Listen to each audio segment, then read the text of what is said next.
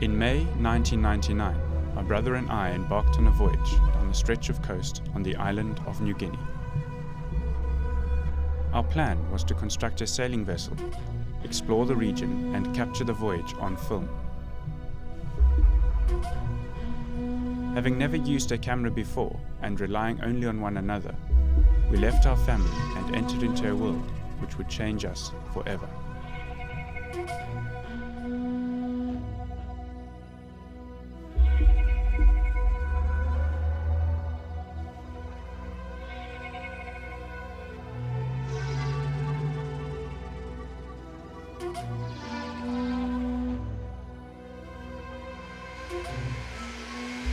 Having left South Africa, we spent the next fortnight travelling to the starting point of our voyage. It took no less than 5 flights and hours of sitting at airports before landing in Irian Jaya on the island of New Guinea.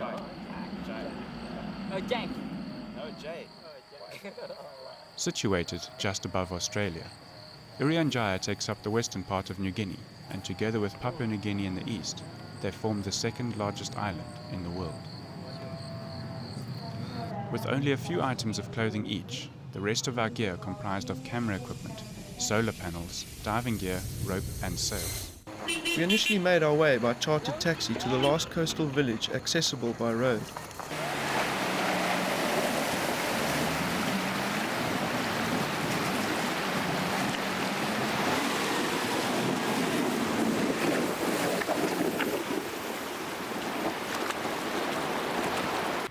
We found a prau that we're interested in. Now I just have to go down and call the local fisherman who owns the prau so we can barter and find out how much it'll cost for us to rent it or maybe buy it. It's taken us 9 days to get to the point where we actually want to be right now in Irian Jaya. We've just paddled from Ransiki, just around the corner, looking for bamboo all along the coast. Once we had secured a sturdy cover made from 2 ground sheets and some palm leaves, we began the most important feature of the craft, the mast. We're going to lift the mast and we're going to put it standing up between these 2 pieces of bamboo, which we're going to clamp at the bottom to each other. The mast will be sitting in the middle. We'll run up and we'll have another 2 at the top running across here. After deliberating over plenty of packets of 2-minute noodles, we decided on the most reliable method, and in one day we had the mast up and secured.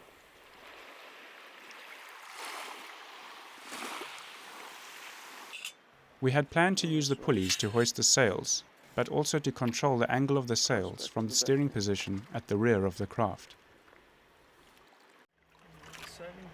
Travelling through the bay known as the Cenderawasih Bay, we only thought it appropriate to call our new home on the water the Cenderawasih. It is also the Indonesian name for the bird of paradise that is endemic to this area. Our favourite? Yeah, that's what the doctor ordered. No, but that's not supper, that's lunch. Yeah, this is lunch. We haven't bathed in 6 days. Well, we've been in the water, in and out the water.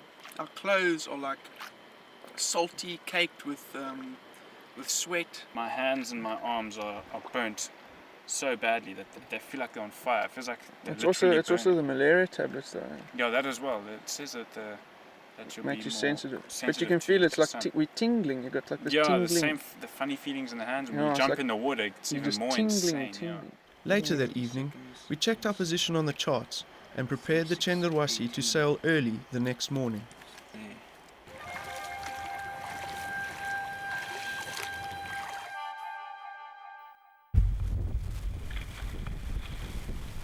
We awoke that morning to find the sky had darkened and a small but steady breeze had started to blow.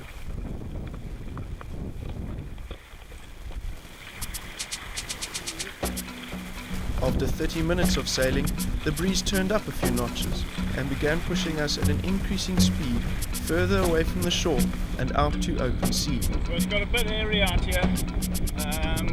We've had some really big swells coming through here, big white horses and hitting the boats.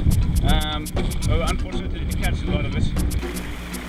With Bren hanging onto the rudder, squeezing till his hands were blistered, I realized that to assist in counterbalancing the craft, my efforts to form had to become secondary.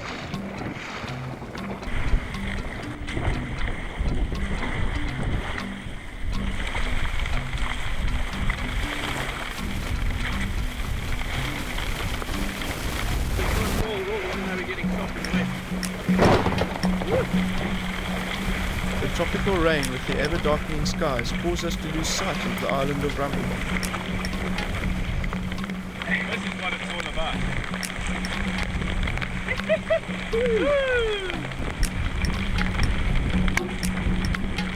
I think we'll have to get the GPS out later just to make sure of our bearing, but I think we can almost see the land. We should be able to if we The closer we get to it. Closer, Yeah, the closer we get, it should be alright. The range Let up a little. yeah. The water, the sea water is still like 30 degrees, so it's not cold at all, even though we're getting sopping wet.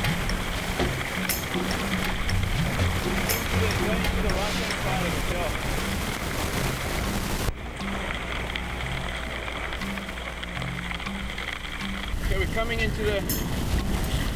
the leeward side of the island. The water's pretty shallow here, you can probably stand. See how blue it is. See the reef running underneath us. We've got bad weather coming up behind. Hectically bad weather. Lean that way. What has also happened is one of the sides of our stabilizers is broken, as you can see over there. All the lines are pulling. We also have to drop the sails.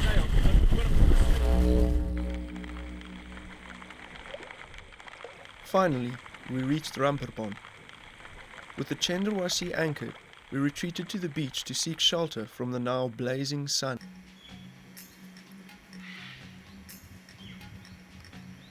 This morning we had too much water. Now I've got too little. It's actually so hot now we can't even go for a swim because there's no water around. So we're going to have to keep in the shade.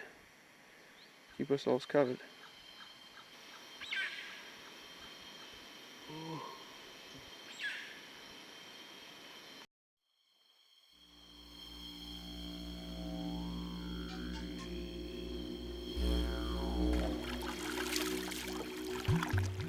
After spending some time on a nearby reef, we were greeted by a passing Papuan fisherman. Dari Manokwari.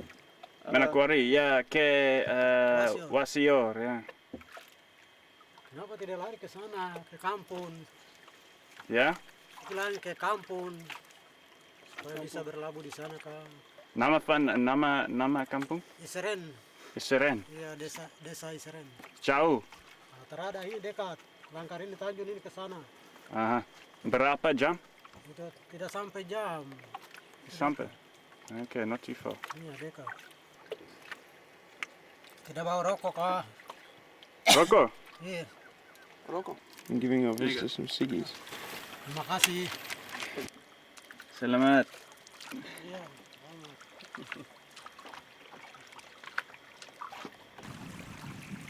Sailing on towards our first village was a welcome relief. Got a nice steady breeze blowing. Makes it easy to maneuver. As opposed to the storm weather we had the other day.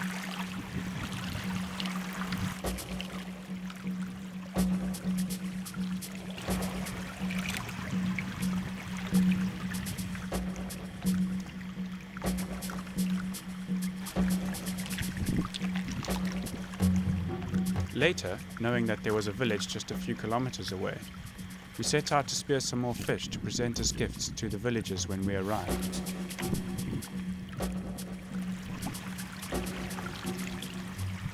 We could hear the excited shouts of the children from the village as our sails were spotted and prahus were launched from the beach to meet us.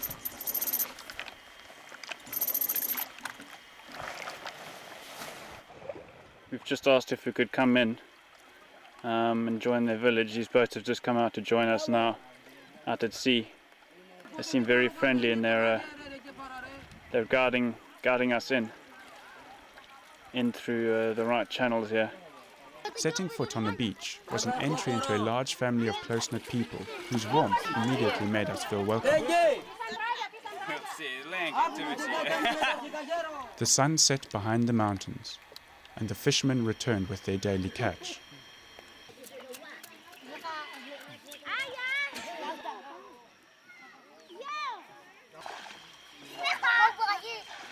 Jay and I found ourselves quietly absorbing the evening air and the mystical scene that lay before us.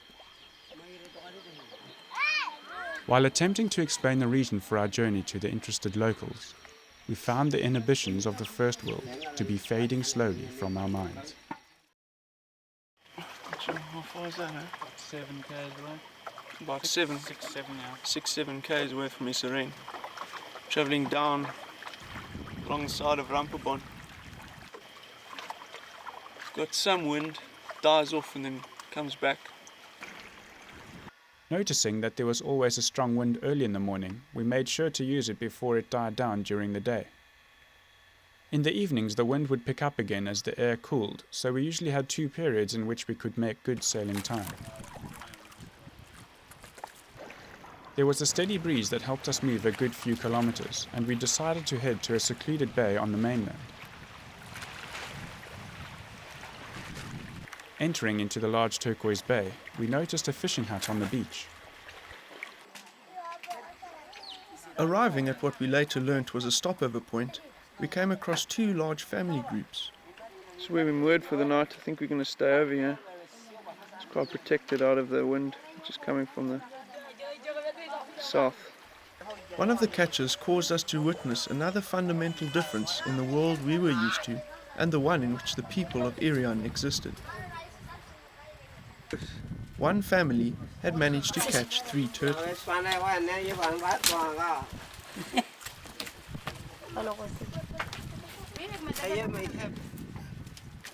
Still see how alive it is. So I'm going to kill, and there's another one over here, which they're busy cutting up.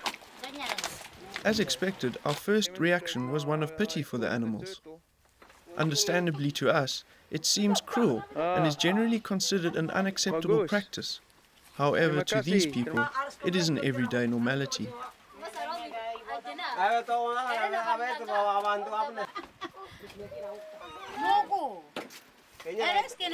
We were amazed at all the different food types that they had collected, from fish and buck to sea cucumbers and giant clams. The day's catch had been good.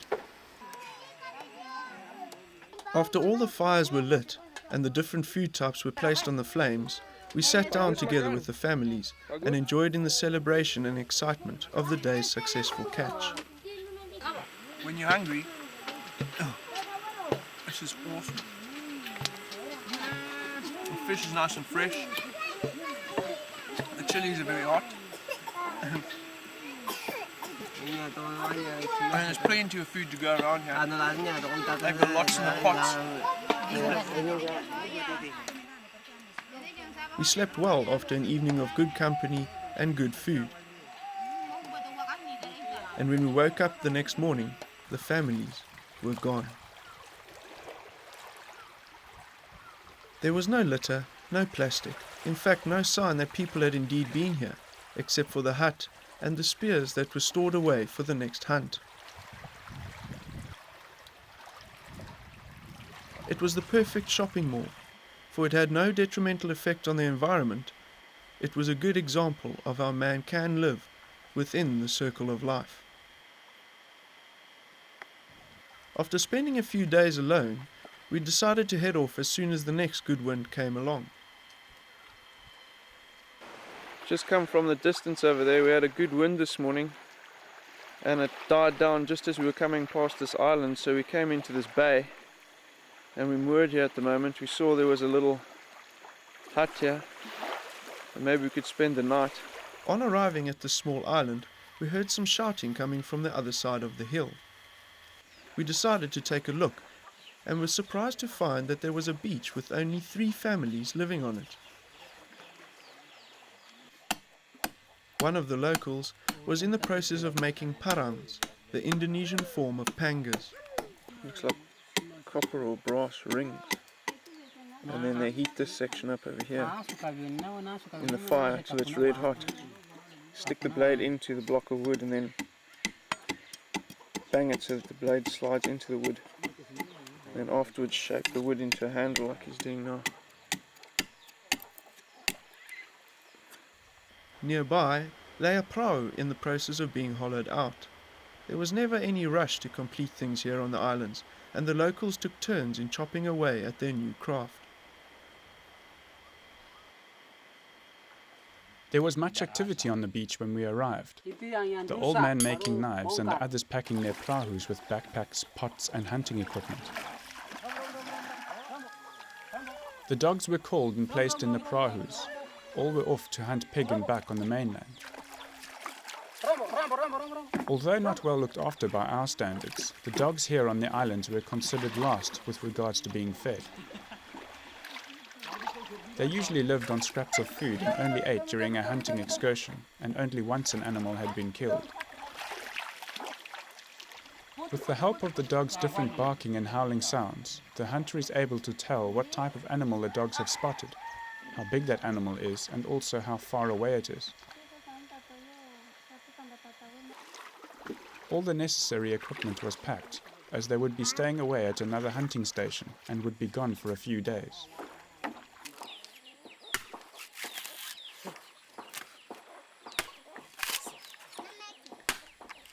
Having tried without much luck to open a coconut ourselves, we were surprised to see how easily the locals could, in no time at all, strip the outer shell, remove the core, and with the aid of a traditional grater, remove the fleshy interior for cooking.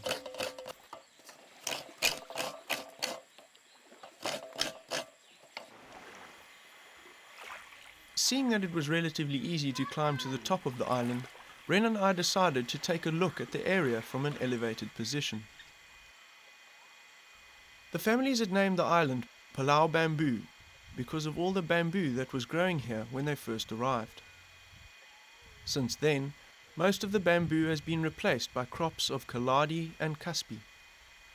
The Chenderwassi Basin area, which we are travelling through, is also famous for its butterflies, as well as its incredibly diverse bird species. There are more than 600 species of birds living on the island, including the elusive bird of paradise, the Chenderwassi.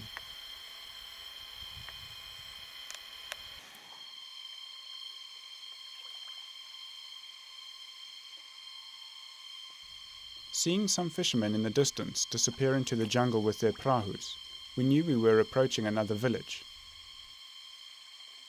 Making our way in that direction, we came across a large river mouth, but because the tide was out, we were unable to enter up further.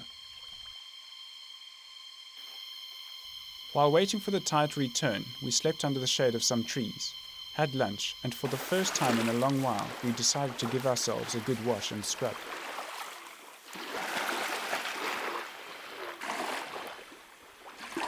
Some locals passing on prahus saw us on the beach and headed in our direction. They told us that there was indeed a village, its name Karawan, but that it was quite a distance upriver.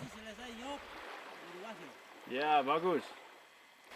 We told them of our plan to head upriver at high tide and visit the people of the village. The locals agreed and said they would await our arrival. Once the tide was high enough, we made our way into the mouth of the river and started punting upstream. I think we might make it with a squeeze. Oh no, we won't make it. Forgot about the height of the mast. Having to now wait until someone from the village came to look for us, we sat on the bow of the Chenderwassi as the sun set over the jungle behind us. Hey man, what are you recording? Just having a look to see how His beard's coming my on. beard's coming on. Yes. It's getting there. It's getting there. Slowly but surely. Later on that evening, one of the locals was sent to find out where we were. Mountain on that side. We explained the problem as best we could and requested a prahu early in the morning, as we needed good light to film upriver.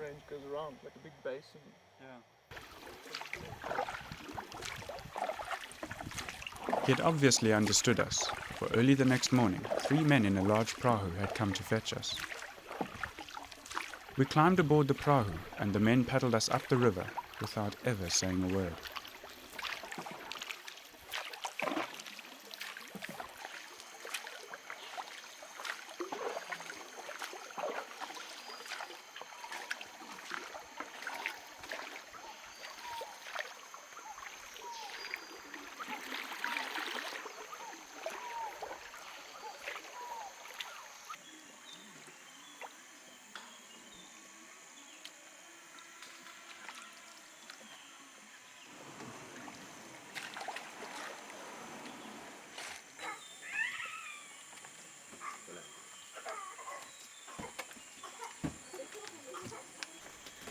Sharing American cigarettes was now a ritual event for Bren and I.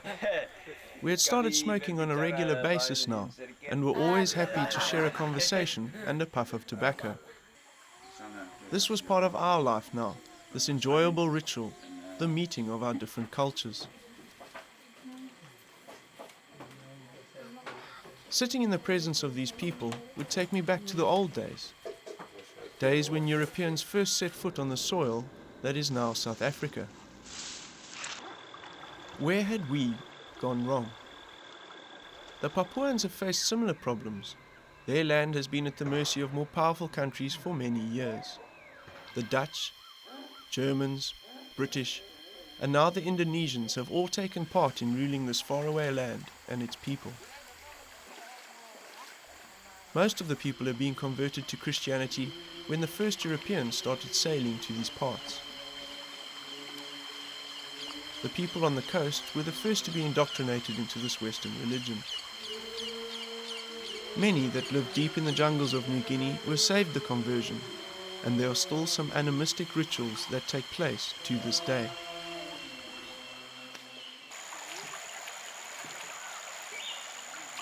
We too conducted one of our few routines and were shown a section of river we could use to wash our clothes.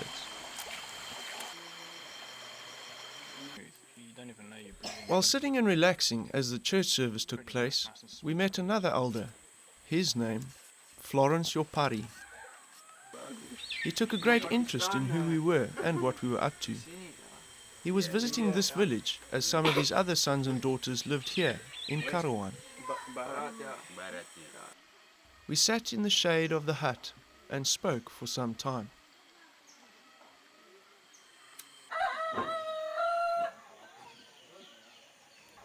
The next morning we were treated to a breakfast of bananas, baked kalali and hot water, a common drink in these parts. Florence came to say goodbye and asked if we would visit Wopari, his village further down the coast. We told him we would, and as was now our custom, gave him and the others some pens as gifts for their children. Thanking them for our stay in the village, we waved farewell as we made our way back downstream to the Chenderwassi. Away from having a good time at the village we've just been to. It's a bit rainy, so hopefully there'll be some wind later on this afternoon. Tide's pretty high, so, and hopefully our boat will be there when we get back, and that's the other thing.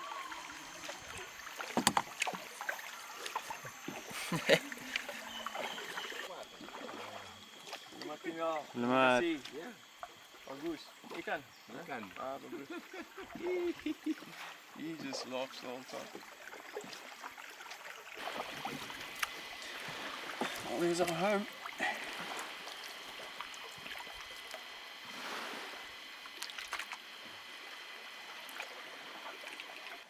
We thanked the two locals from Karawan as they disappeared upstream on their prahu. From the front to the nose there. You're pretty full. Yo. Ankle deep. It's after all that rain last night as well. Okay, let's go. Tide's going off. We were heading in the direction of Wopari, Florence's village. I think within the first 3 days, you become one with mosquitoes and flies. That's just the way it is. There's nothing you can do about it. You all live together.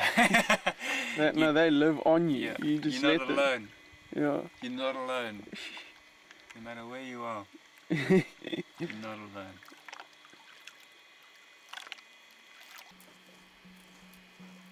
Wanting to get to Florence's village and knowing that it was just a few bays along, we decided to sail well into the evening.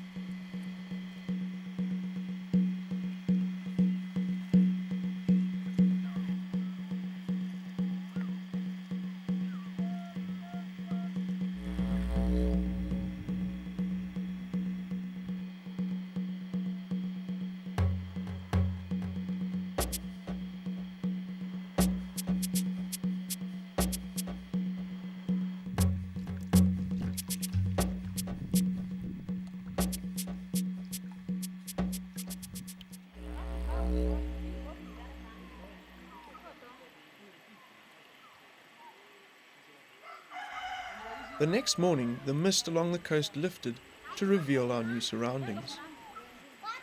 We had moored the Chenderwassi 50 meters or so up the river mouth. We had been guided in the night before by one of the locals on a prahu. We once again met our new friend Florence. We spoke for a short while, offered our day's catch to his family, and went to sleep in his house. This is our friend Sam. Florence's youngest son, Sem, was the first to show us around and make us feel at home.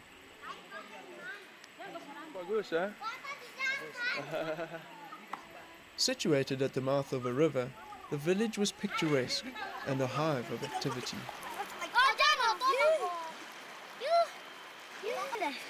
Ikan. Ah, bagus ikan, eh? Makan. Bagus makan. Yes. Bagus.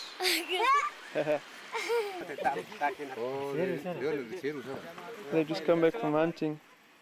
And they've killed a barbie, which is a wild pig. Makan.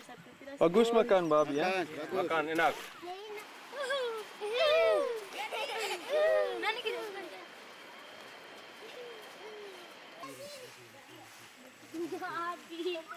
Florence had invited us to stay for as long as we wanted.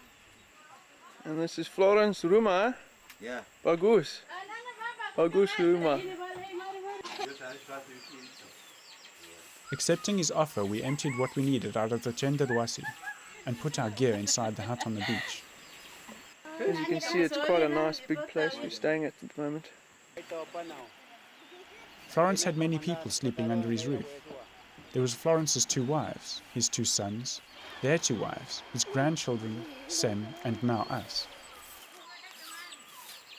The amount of people staying would vary, as there were constantly people stopping over or other family members visiting.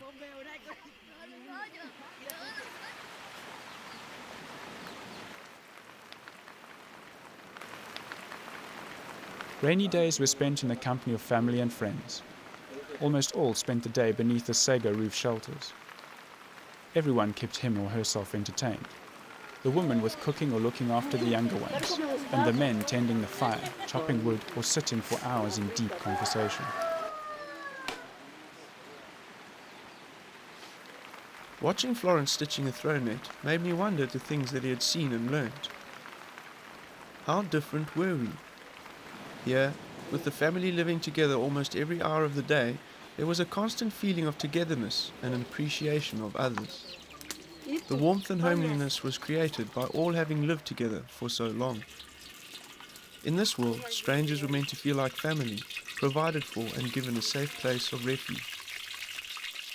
It was in the open arms of Florence and his family that Bren and I were drawn into the circle of their lives. What made it different out here was that we hadn't put up our walls of self-protection, usually induced by fear and the mistrust of others. It was not like in the cities, where we as individuals are constantly fighting against one another in the race for survival and achievement. In a world like this one, far from the modern cannibals of the cities, it is easy to see how powerful empires took control of small civilizations just like these.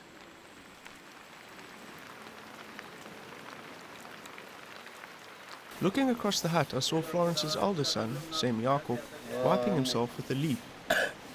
The leaf, a dongatal, is popular with the locals, and they are always seen collecting it when trekking through the forest, as it is useful in relieving tense or aching muscles.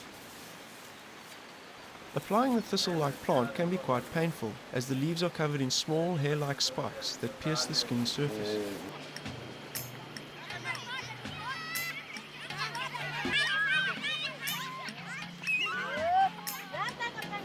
As soon as the rain let up, the children were back on the beach to play in the cool evening air. A niece of Florence, named Waimena, had come to live with him on the coast. Her parents lived high up in the mountains in an area called Waimena, one of the highest areas on the island.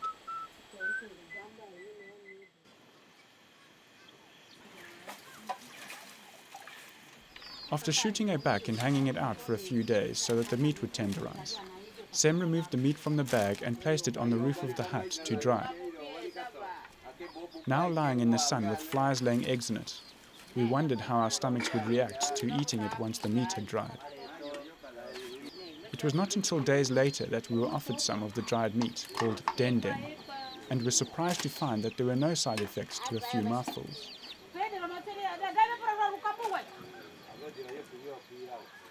One of Florence's close friends had come to visit from the village of Werabor, deep up in the mountains. His name was Turembi, but Bren and I called him Papa Turembi. Florence's house was now quite full, as the Turembis had all come down to the coast to fish and trade for provisions. Our home on the beach was now a flurry of activity, with an extra family now all living together under the same roof. It was, however, very entertaining, and it felt great to have so many people around.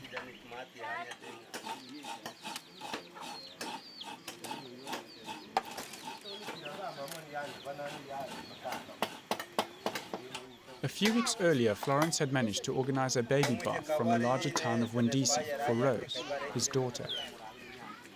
It was Rose's first child, but one of Florence's many grandchildren, and one of the youngest children we had come across during our visits to any of the villages.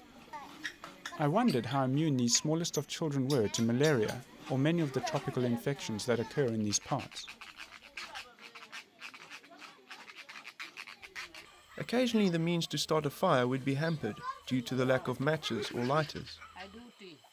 The locals would then return to their traditional ways of making fire, and Florence was only too happy to demonstrate to us city boys how they did this.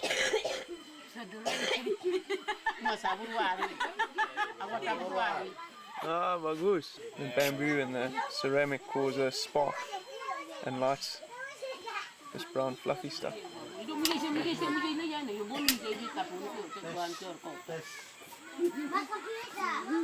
Bagus.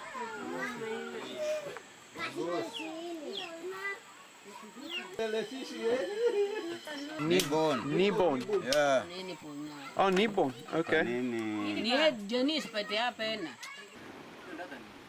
One of the most common foods on the island is that of sago. Long stringy substance like that has absolutely no taste whatsoever. The sago pulp is derived from the sago palm and is mixed with hot water to create a rubbery substance called bapera.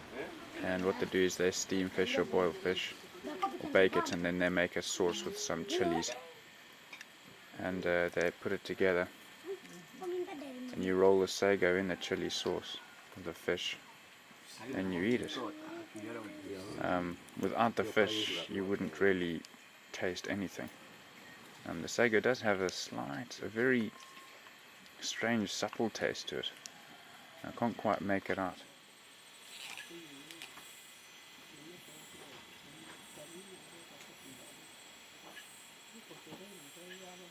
Sleeping at night generally meant that one lay down where you were last sitting.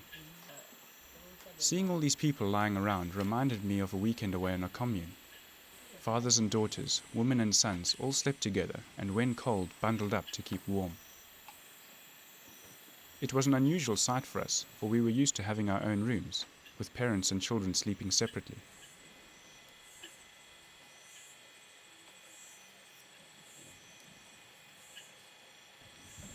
Waking up at night and having a conversation was not uncommon, especially if it was overly hot. Florence would be only too pleased to talk about things from his world, and long conversations with plenty of tobacco rolling would often occur. Florence was explaining to me the different origins of people who lived in these parts. He said that Kuri is the name given to the descendants of the Papuans, the indigenous people of the island, and that the Pasai were the people whose descendants originated from elsewhere. Together, the Kuri and the Pasai made up the Waimesa people, the people of these parts. It was also interesting to note the amount of people that were not of Papuan descent now living in Irian Jaya. Thousands had been moved away from overpopulated areas such as Java, Bali and Sulawesi by the Indonesian government. Jay and I had spoken to numerous local Papuans about the political situation, and most were less than happy at the way their land was being used. In fact, the name Irian Jaya was used little by the locals, as it symbolized ownership by Indonesia. They preferred to call their land Papua. Election day had arrived in Indonesia. The local people had been talking about this day for a while now. There had been a lot of activity along the coast as police, military and ballot papers were being transported to the various voting stations. Florence's village had been chosen to be the voting station of this area, and the villagers had prepared a voting station in front of their school. Most of the voting officials were trained from the village itself, with an Indonesian policeman having been brought in to oversee the voting process. The political history of Irian Jaya is fraught with suspicion and distrust. In July 1969, the Indonesian government, under the supervision of the United Nations, announced that the West Papuan people had voted unanimously for union with Indonesia. Jakarta, however, had handpicked all the voters. The Papuan resistance did not last long, as the locals had little chance against the Indonesian military.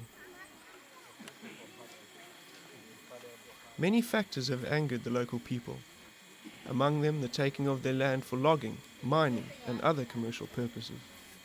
There were also efforts to Indonesianize the locals through schooling, propaganda and forcing them to forsake their traditional clothing. While most Papuans grow vegetables and still survive by hunting and gathering, there is constant talk of their independence. Bagus.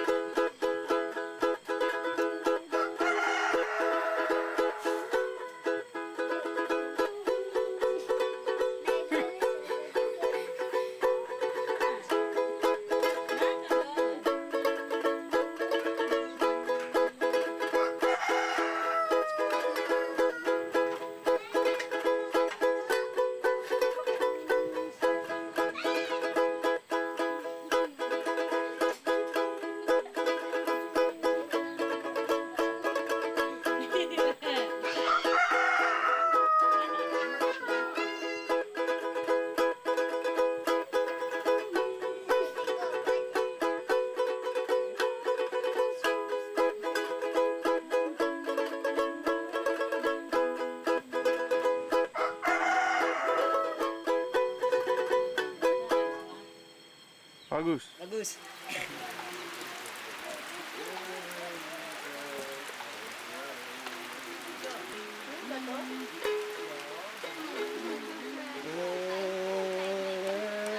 A few days later, the rain had all but set in, and the hunting had been done for the day.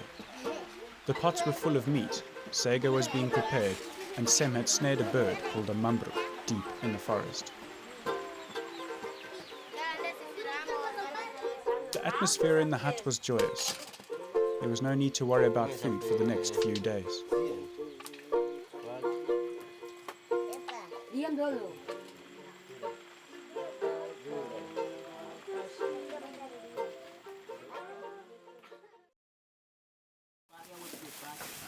Papa Terembi was heading back to his village, deeper in the jungle. His village, Werribul, was about a day's hike through the jungle, with some paddling upriver to start with. Bren and I were keen to do some exploration further inland, as most of our exploration had taken place along the coast.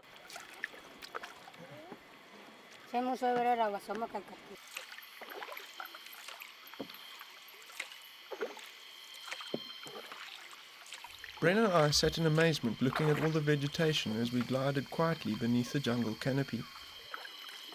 It felt ironic that the animistic form of man, the ancient man, used to have so many gods. There were the gods of the forests, the gods of the animals and waters. The gods were something you could touch, taste, and feel. They were in every animal killed for food, and they flowed in the clean water of the rivers and lived in the countless fish in the sea. The gods spoke in the thunder of the clouds and in the warm rays of the sun. The gods were life. The earth and all the creatures were providers.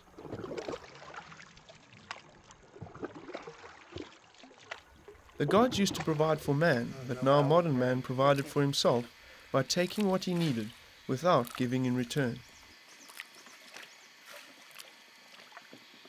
As we stare at the stars looking for the compassion of our modern gods and saviors, beneath our feet we still continue to destroy the earth that provides for us all.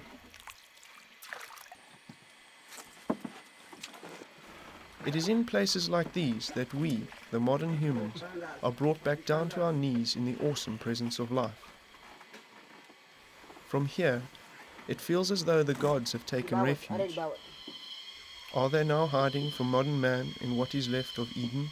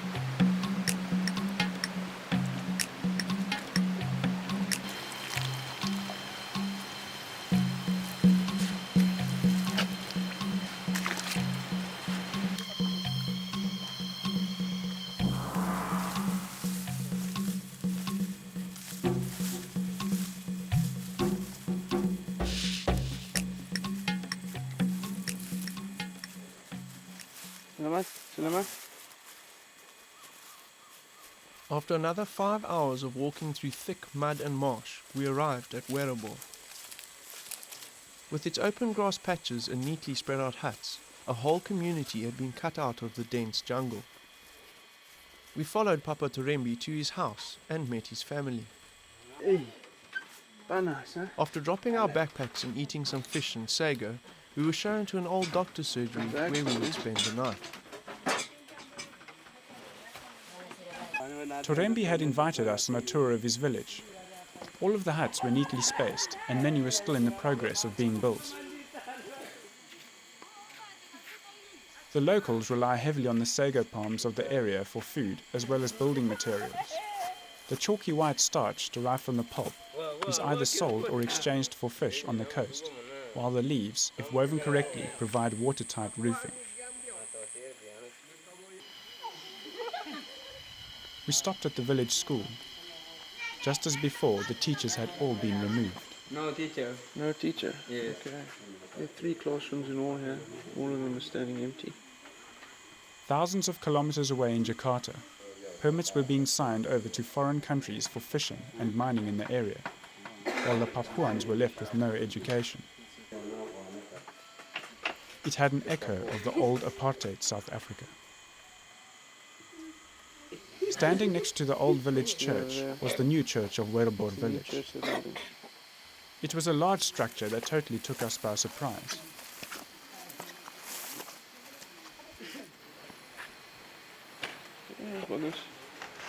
Here in the jungle, with people who hunted and gathered for food, stood a structure that took the local people 4 years of building at a cost of 48 million rupees.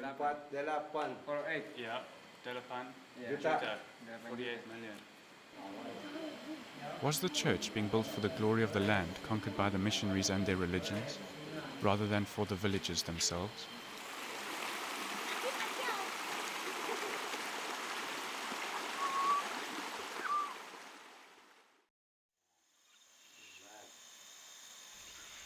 It was Sunday morning, and we had heard that all the people of the village were going to be working on the new church. Everybody gets involved. The women, there's some women carrying sand there, and just in bowls of sand, and there's guys who are carrying sacks, and then there's one wheelbarrow. The rest of the women and children help with the food and stuff when it comes to eating.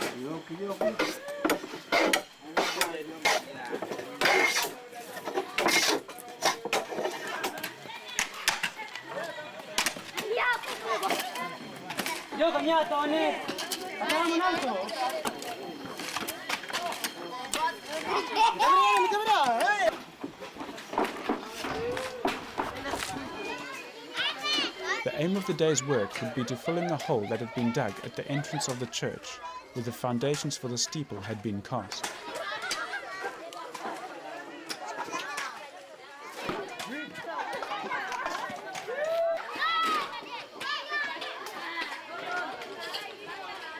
Arriving back later, we were amazed to see how they had progressed with the filling of the entrance section. A large meal had been placed down in the working shed, and after the prayers were said in the old church, the signal was given and everyone tucked into a magnificent meal of sago, rice, baked bananas, bamboo shoots, wild pig and buck.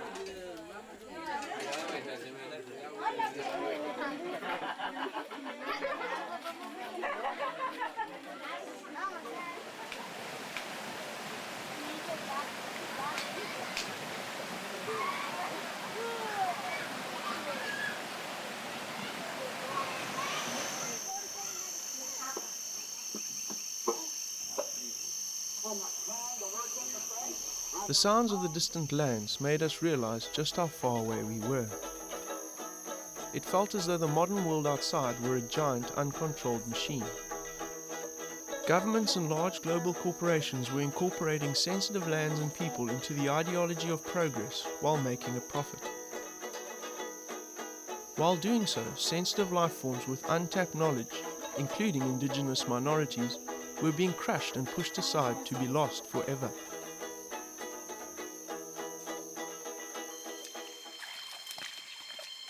Will modern man keep making a profit till only the richest are able to afford the last of the water and food?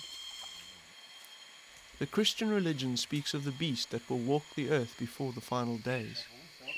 From here, deep in the jungle, the beast is clearly visible.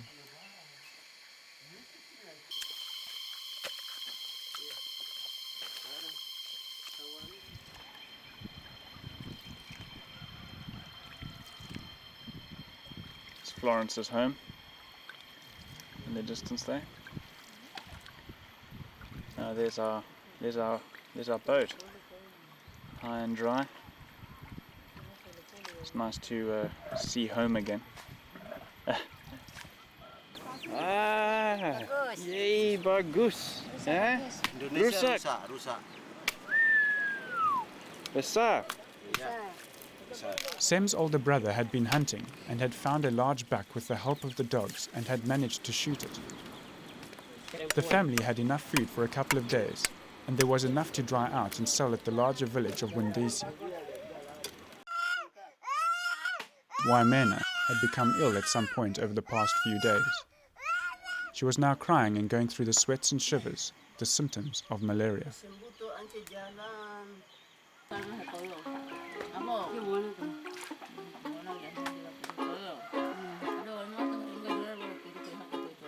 Rose had moved out to another hut, as she and her baby had fallen seriously ill. We passed her hut on our way to lunch. We had been invited by the locals further up the village. We gave her husband a notebook and pencil, as he was keen to learn English, and left Rose with a few days' supply of fish and rice.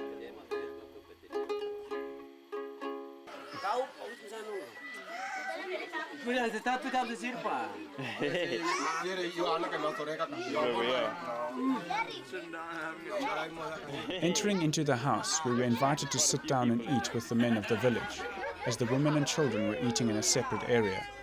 This is the hostess.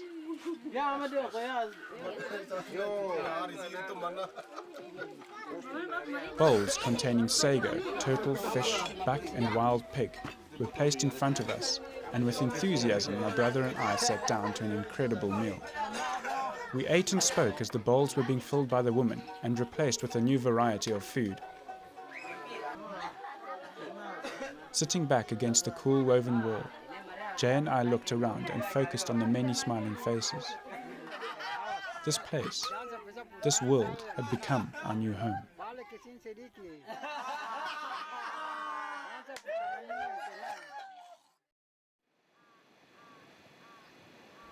The next morning was to be one of the saddest for us in Wapari village. Rose's firstborn baby had died late the previous afternoon. There was a great sense of grief, but at the same time a strange calm. Florence, who was the grandfather, broke the news to us. A procession later carried her small coffin through the village across the beach and laid it to rest on a small green grass-covered hill overlooking the bay.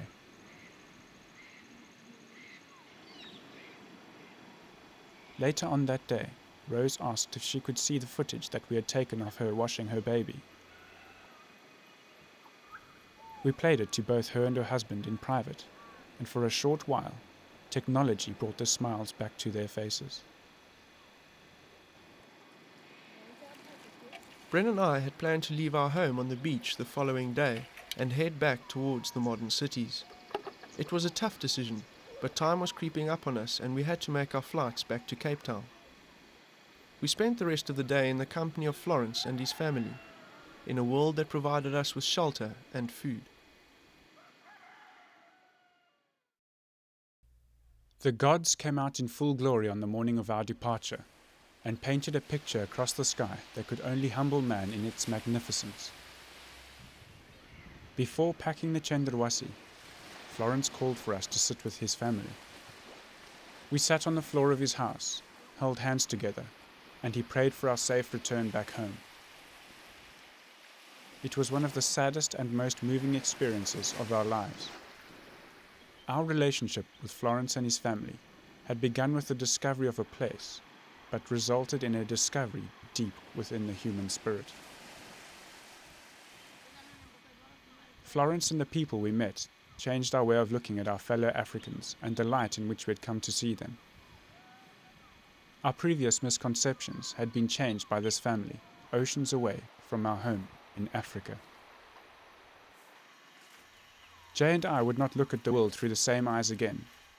It was as if we had travelled back in time to a place undistorted by progress, to a place that was still being born.